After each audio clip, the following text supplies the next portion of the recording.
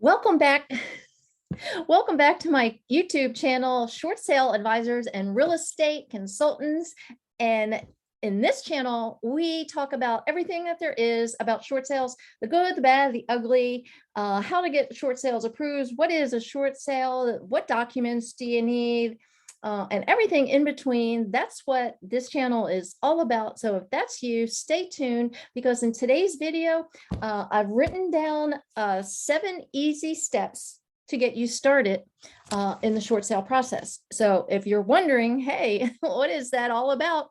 Stay tuned, and remember to tap that subscribe button and click the notification bell so you get notified every single time that we put new videos out. You know, we're helping people get educated here on this channel about short sales, letting you guys know what your options are. And in today's video, like I said, we're going to go through 7 easy steps. I wrote them down here.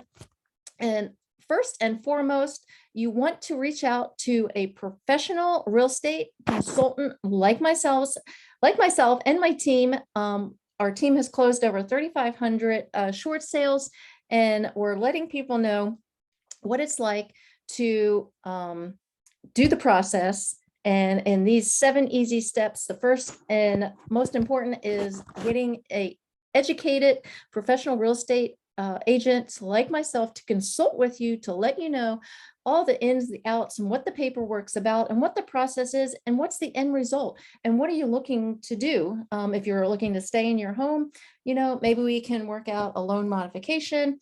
If it's not a loan modification, a short sale, as opposed to letting your house go into foreclosure. So first and foremost, you got my number right there, 540-377-4114.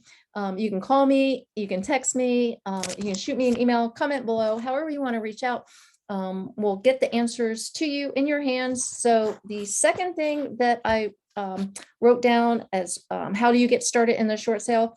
Well, first and foremost, after I come over to your house and we've talked about the market and everything, and you've agreed that you want to go forth with the short sale, we have what they call a bank authorization form. And what this does, it gives my team authorization to talk to your bank on your behalf. And then we also, with that authorization form, start working with you in the background while that form is getting submitted to the bank, and our team is doing some work in the background to be able to get all their details together so we can better serve you. So number 1, hire a professional real estate agent like myself. And 2 is filling out that authorization form. Very, very important. That is the number 1 document that we're going to ask you guys to sign. We're not asking for any money up front. You know, if somebody does ask you for money, or people are calling you and asking you for money, you know, there's a lot of people that are trying to, they're scammers at the end of the day, trying to get money from you, and then they're not giving you any services. So make sure that you know who you're speaking with and their background and everything that goes along with that. So that leads me to number 3. So number 3 would be, actually after the bank authorization, we would be filling out the listing paperwork. We would be determining the sales price, and all of the other details. We get you to sign that because you still own the house. It is not an REO. It is not a real estate owned property. The bank does not own your property. You own the property. You're making the decisions. The bank is just a third party that will be approving the financial monies that are lost on their behalf. So filling out the listing paperwork with myself, we fill that out, we get it signed, we send it over to the bank. So they've got that as well. So they know that your house is being listed and marketed as the short sale. And we're looking to get as many eyeballs as possible on your house. And when we do a short sale for you, we're marketing the property. We're using all of the marketing techniques that we typically use for a regular resale. So the only difference when you're working with us is you're getting that short sale paperwork to the bank, and we're getting that third party authorization. So number 4, now it's your turn. So we've been doing some of the work. Now, after we've talked with you you're going to be gathering documentation. Yes. So my allergies are acting up here. So apologize in advance if I got a little sniffle or kind of scratching my nose here. It's pollen season here in Virginia, and it's just gone absolutely crazy. But gathering your documents. So when the bank, when I come to your property, and I'm going to give you a list of documents that the bank needs, and they're also going to have a short sale package that is specific for that particular bank. So you'll have both sets of documents. I'll go over everything with you, either on a Zoom call or in person or over the phone.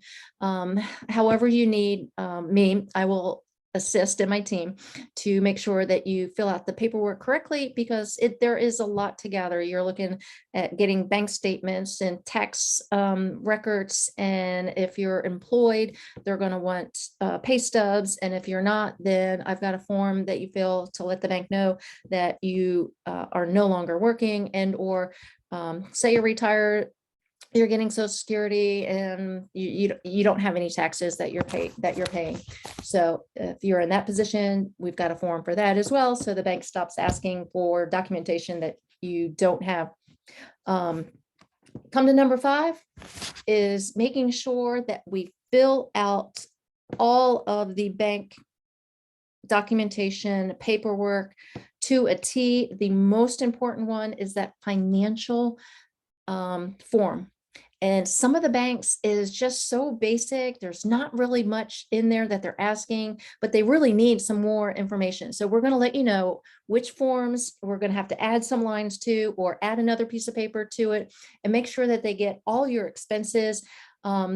Some of the banks, there's actually a cap on, your food expenses and clothing and stuff like that. So we'll kind of guide you on that, because sometimes people are like, I don't really buy that many, that much clothing, or I don't really do this, it's just me and my husband, our funds are short, your food allowance. So I would say just get a hold of your bank statement, because a lot of people just use your debit card, and just go and highlight and mark out on your bank statements, or write down on a separate piece of paper, and just kind of average out, what you're spending in each category, your electric bill, your gas bill, if you've got propane being delivered to your propane tank, all those things add up. Clothing allowance, grocery allowance, traveling allowance, just everything, anything that you can think of, we need to put down there as your expense. And number 6. Okay, now it's back to me. We have to, getting started on the short sale. There's a process, and we want to make sure that we follow this process with every single one of you guys. So after we get all that documentation from you, we get a complete package. We're going to send it over to the bank as a complete package. So the faster that you guys can fill out all of that information, and just not give it to me, as you're getting it finished, complete the whole entire package and get it over to me as soon as possible. Usually within, I would say 24, 48 hours after I've given you the paperwork, that's going to be your number 1 priority. And then thereafter that, you're just going to, every single time that you get a pay stub or an updated bank statement, when your bank statements come out, you're just going to automatically have that on the calendar, alert on your phone, and you're going to send it over to us. So we've got that, and we can submit it to the bank for the update. And then finally, tip number 7, we're just sitting back and we're waiting. We're letting the short sale negotiators and our team, the people that work for the bank and our negotiators, they're going to be talking back and forth. They're going over paperwork. We're checking in with them. And once all of that paperwork gets put in, and that's probably about a 30, 45 day process from start to finish. Sometimes if the caseload, that particular negotiator doesn't have a whole lot on their plate, meaning they don't have a whole bunch of files yet, because you're one of the first rounds of short sales.